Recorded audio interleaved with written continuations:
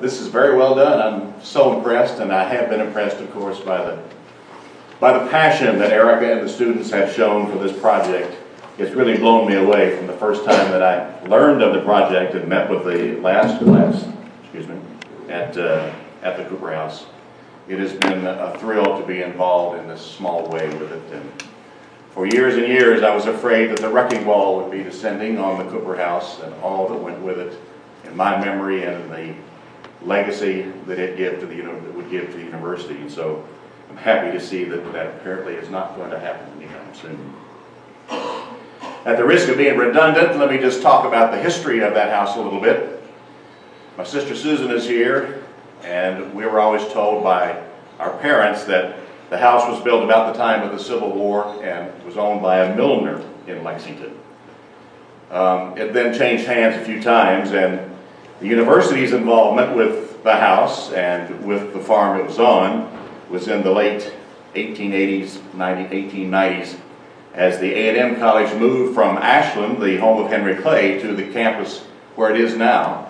The main central part of campus, where we are now, was part of a city park around Maxwell Springs. And when Congress passed the Morrill Act after the Civil War, which enabled the land-grant colleges, it told them, we will pay for you to acquire land if you establish an experiment station to assist the farmers in advancing their craft. And so the university acquired this land. The house is never mentioned in the deed, by the way, but we assume that it came along with the land, which was then the experiment station farm. Now you have to go in your mind and think what it would be like when all of this was farmland. There was no med center, there was no Commonwealth Stadium, there were no buildings of any kind really except farm buildings, and that was all the experiment station farm. And the university decided that the dean and director would live in that house that they had gotten along with the farm. Melville Scoville was the first university resident, and he was the director of the experiment station, not the dean, I don't think, but the director of the experiment station. He took up residence there. In 1917, the university hired Thomas Poe Cooper to be dean and director, dean of the college and director of the experiment station. And he would be the occupant of that house starting in 1918. The university did decide they needed to charge him rent, by the way, and they charged him the princely sum of $200 a year. But for 33 years, Thomas P. Cooper lived there, usually walked to work in the Scoville building, rain or shine, and it was a wonderful house. I don't know if you've seen the pictures dating back to Melville Scoville living there. There are some pictures on glass negative frames in the UK archives showing the house as it was then, and one of my favorite pictures shows several, I don't know if they're students or not, but youngsters college age in 1890s garb gathered in front of that house for some sort of gathering, and sitting in the middle on the grass is the president of the university, President Barker. The house then was red brick. It had sort of yellowish off-white trim. There was a porch along the front, and there were balconies over the two windows on the second floor. Along one side was a two-story porch, which existed then and is gone now, as are the porches in front and the balconies in front. After my grandfather retired, the university told him he could live there as long as he wanted, but he said that wouldn't be right, and so he retired. He moved about half a mile away to University Avenue, where he retired. So the next dean that came in lived there for a while, and then in the 60s, the dean decided he didn't want to live there anymore. He wanted to live at his house in Lansdowne, so it became vacant. At one point, the university had classes in there for landscape architecture, and they basically trashed the house, and it has been vacant ever since.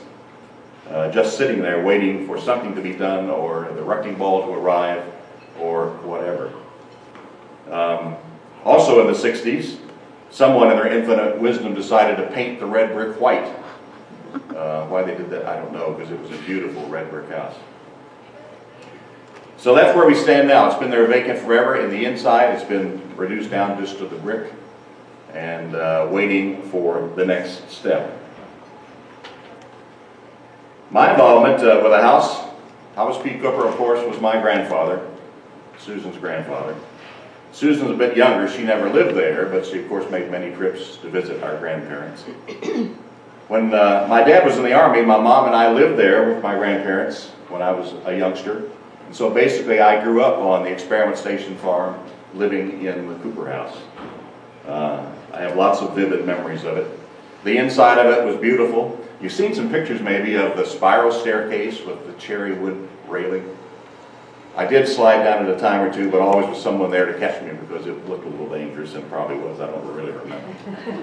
As you came to the first landing of that spiral staircase, there was an oval stained glass window. It was really the first thing you noticed when you came in the front door.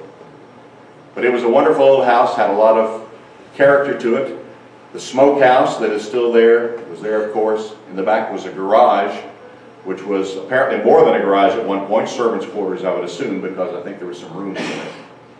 And then one of the features I remember most of all was that my grandfather, his whole life, my mother, and now me, Susan, grew a vegetable garden. And my grandfather's garden was entered through an archway covered by climbing roses. And I can remember spending so many hours in that farm helping my grandfather plant seeds or harvest whatever was going on. A beautiful setting it was. And it was right next to the places where all they, or not all, but some of the animals were in the fields of the Experiment Station farm. And I can remember the draft horses, if I came to the fence, would always come up to see me. Big Belgians and Percherons, they had a hoof as big as your head. And they were so friendly and so nice that that was a treat for me to be able to greet them. So growing up on that farm was like living in Disneyland for a youngster, everything going on, and I'm sure I drove the farm workers crazy, but I did enjoy it. So that is my involvement in the Cooper house. Now, why should we save it? I think it's really part of the history of the university. It's a link to the past on a campus that doesn't have many these days. They're rapidly going away. And also, it's a link to the College of Agriculture and its land grant mission. And I think that's very important.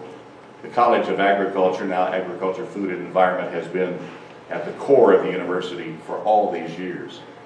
And this tells the story of its development and the way it's adapted to the times, changing times. And so I think that's important. And I also think the legacy that it represents is important. And part of that legacy would be my grandfather's legacy. I've said this many times, and some of you have heard it, but almost 100 years after his arrival on the UK campus, one measure of his legacy is all the entities that still bear his name.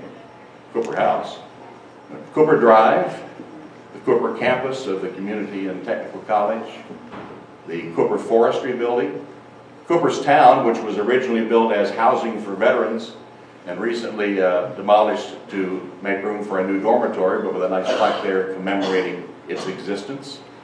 And of course, the Cooper Scholarships for undergraduate students, the Cooper Agricultural Awards, the Cooper Teaching Awards, all those things, nearly 100 years after his arrival, are still a vital part of the university.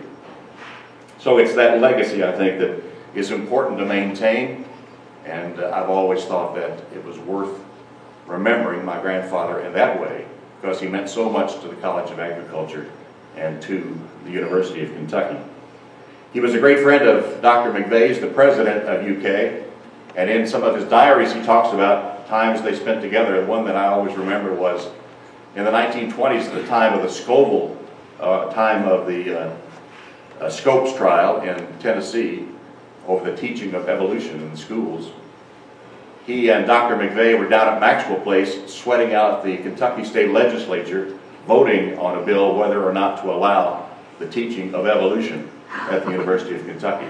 It passed by one vote, and my grandfather wrote in his diary, typical of the legislature. Some things never change.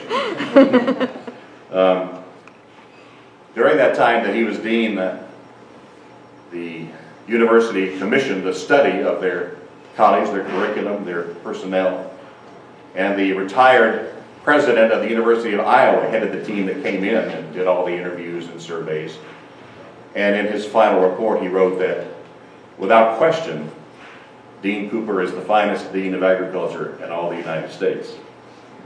So I'm proud of that, proud of the legacy, and I just think it's something that needs to be preserved.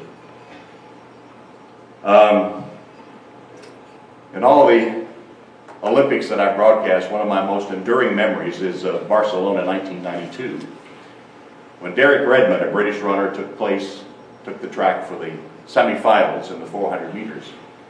And halfway down the back stretch, he grabbed the back of his leg, in pain, fell to the track. Didn't think too much more about it as the race continued without him and the finish. And then, as I looked across the track when the race was over, I saw Derek Redmond suddenly getting to his feet, holding his leg, but staying in his lane and hobbling around. And as he rounded that turn headed for the home straightaway, a man came running out of the stands. Security tried to stop him. He wouldn't be stopped. He ran through them to the track, to Derek Redmond, put his arm around him, supported him on one side. It was his father. And together they struggled to the finish line that he so desperately wanted to reach. Well, I feel like all these years I've been struggling, hoping to save the Cooper House. And now I feel like I have support on that one side. Dean Smith and now Dean Cox, all these students who so passionately believe in saving it, and Erica Flores, who I think cares as much about the Cooper House as I do. So my thanks to all of you. As we hobble toward that finish line, I finally think we're going to reach it. And I'm very happy that you all have taken such an interest in it, and I'm looking forward to the presentation today. Thanks.